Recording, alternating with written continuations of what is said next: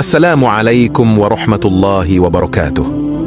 Alhamdulillahi rabbil alamin, wabihi nasta'in ala umurid dunya waddin. Assalatu wassalamu ala asrafil anbiya'i wal mursalin wa ala alihi wa syuhbihi ajma'in.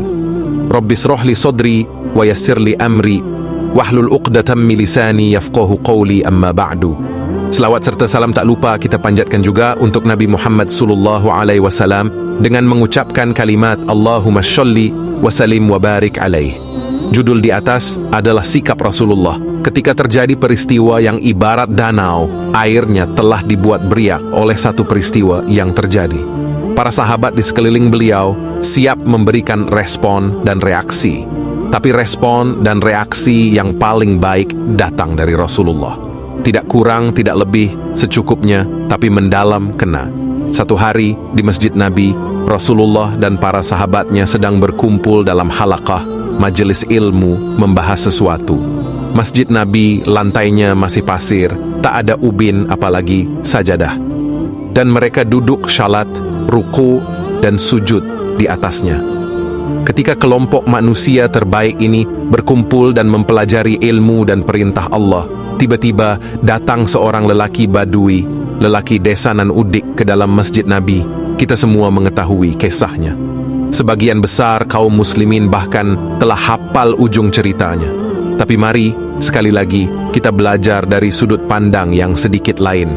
Lelaki badui ini tak datang untuk bergabung dalam halaqah nan mulia.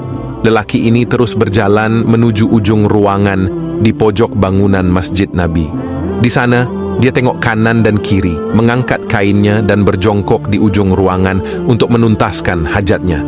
Lelaki badui ini buang air kecil. Para sahabat yang berada di masjid dan sedang berhalaqah seketika bergejolak. Mereka hendak berdiri, entah dengan niat melakukan apa di hati masing-masing. Para sahabat marah, dan kemarahan mereka sangat wajah.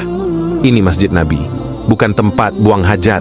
Para sahabat berhamburan berdiri, segera berjalan menghampiri lelaki badui yang sedang menuntaskan hajatnya tadi. Di wajah-wajah mereka, para sahabat mulia itu nampak kemarahan yang siap meledak. Tapi Rasulullah memanggil dan menenangkan semua sahabat yang sudah siap mengambil aksi. Jangan biarkan dia, jangan mengganggunya, biarkan dia menyelesaikan kencingnya, ujar Rasulullah. Setelah lelaki badui ini menyelesaikan urusannya, Rasulullah memanggilnya dengan nada lembut. Padahal para sahabat semuanya sudah berada pada titik didih. Lelaki badui ini datang dan berjalan pelan menghampiri Rasulullah.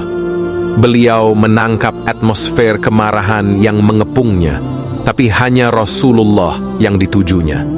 Dengan halus, ketika lelaki badui ini berada di depan beliau, Rasulullah berkata, sesungguhnya masjid ini dibangun bukan untuk itu, maksudnya untuk buang hajat.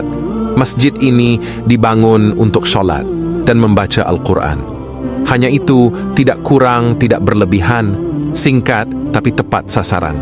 Lelaki badui ini paham dan lalu pergi meninggalkan Masjid Nabi. Tak lama waktu sholat tiba dan Rasulullah memimpin para sahabat untuk menunaikan sholat. Dan yang menarik, lelaki badui ini bergabung bersama untuk sholat jamaah dan Rasulullah pun memimpin sholat. Kisah inspirasi Islami. Seperti biasa, Rasulullah melakukan sholat. Sampai ketika bangkit ruku, Rasulullah mengucapkan, Sami'allahu liman hamidah. Allah mendengar orang yang memujinya. Para sahabat kemudian menjawab dengan ucapan, Rabbana walakal hamdu. Tuhan kami, segala puji hanya untukmu. Di luar dugaan lelaki badui. Ya betul, lelaki badui yang tadi menambahkan doanya lebih panjang dari para sahabat. Rabbana walakal hamdu, Allahumma arhamni wa Muhammadan, wala tarham ma'ana ahadan. Tuhan kami, segala puji hanya untukmu. Ya Allah, sayangilah aku dan Muhammad, dan jangan sayangi orang-orang selain kami berdua. Doa ini dibaca dengan lantang sampai-sampai Rasulullah mendengarnya. Dan tentu saja, para sahabat yang ada juga mendengarnya. Memang lelaki badui ini yang seringkali disebut tidak berpendidikan dan memiliki karakter unik telah menyalahi rukun dari bacaan salat.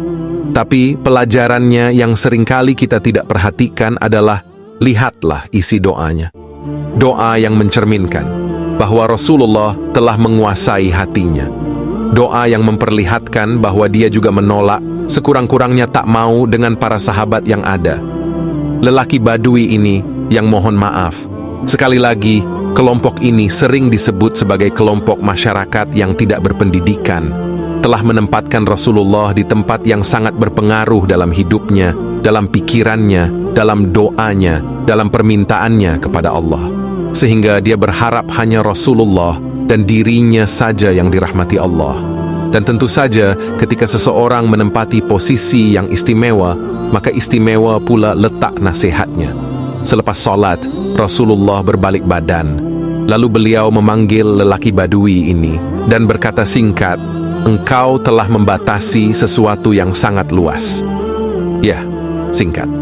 Sesuai dengan kebutuhan bagi seorang lelaki Badui, yang tentu saja tingkat pemahamannya tidak sama dengan sahabat-sahabat utama, seperti Abu Bakar, Umar bin Khattab, atau sahabat yang lain.